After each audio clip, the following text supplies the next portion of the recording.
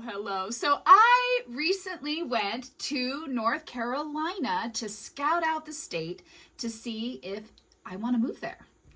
I was initially planning to take this trip at the beginning of 2020, but then the pandemic started and everything went awry, which I'm sure you can all understand and relate with. And I am happy to announce that this spring I was finally able to make it to North Carolina. So I flew into Raleigh, I rented a car, and for about 2 weeks I explored the region, I looked at housing, I checked out nature locations to consider if this was a place that I wanted to live. And because I write a lot of travel blogs for my business, Wild Soul Wanderings, I decided to write a blog about this long-awaited trip to North Carolina. Today, I'm going to share with you some of the steps that I go through to write a blog, and maybe this will inspire you to expand how you share the story of your life with others through blog writing. So the first thing to do when writing a travel blog is to have the experience. In my instance, it was a 2-week road trip through North Carolina. Your adventure might be a day at the beach with family, or maybe it's a trip to the music store to buy your first guitar, or maybe it's a trip to the doctor's office to get the news. Each one of our lives is filled with so many different types of adventures.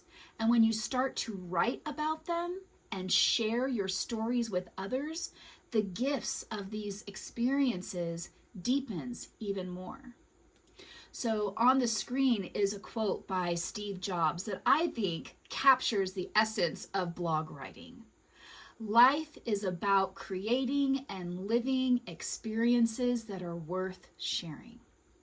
So one of the ways that I like to share when I'm traveling is to post mini blog entries along the way. And I do this on my Wild Soul Wandering Facebook page.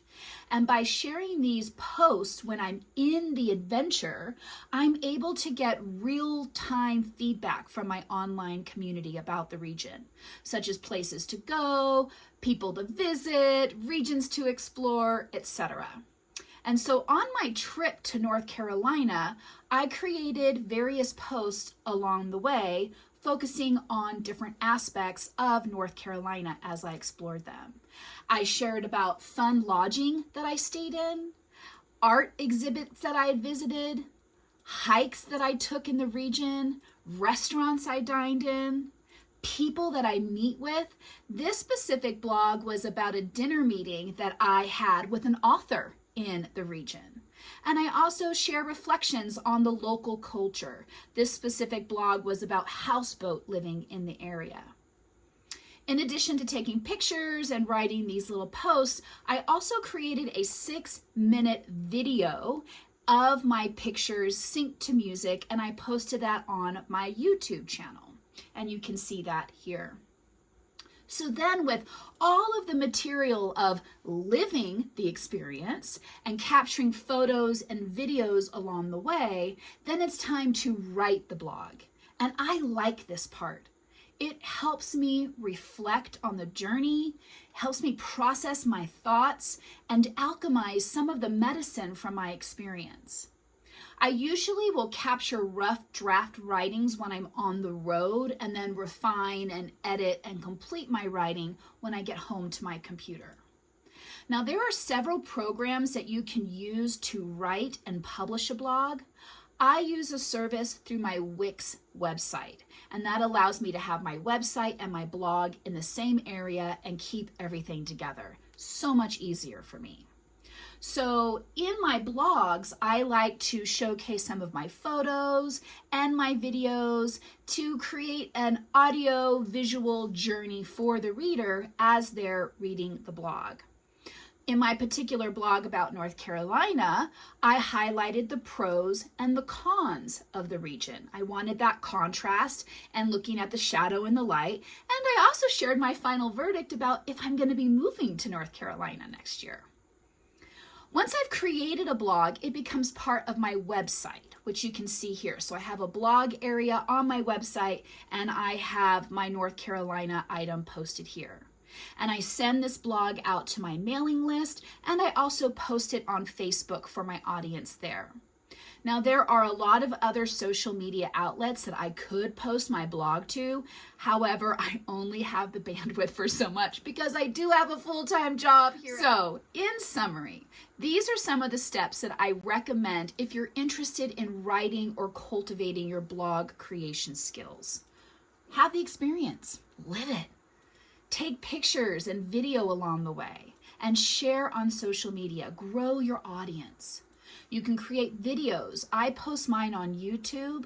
Vimeo is another area that you can post videos. And then write your blog. As I mentioned, there are a lot of tools you can use for writing your blog. I use Wix so that it's integrated into my website. And then you can post on your website and on social media.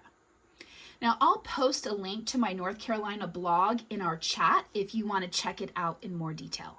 I write blogs because it's fun.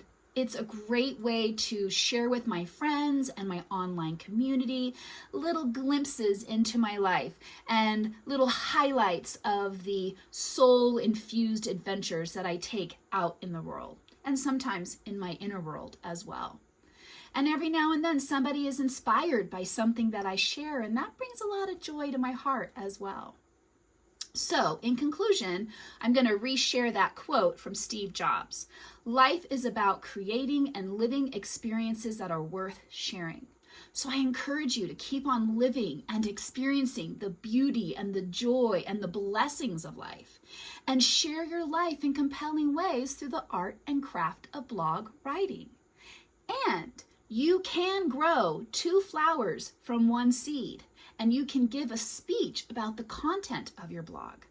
So blog writing and speech writing go hand in hand so beautifully. So go live and share your light with others by writing and publishing a blog about your beautiful and precious life. Thank you.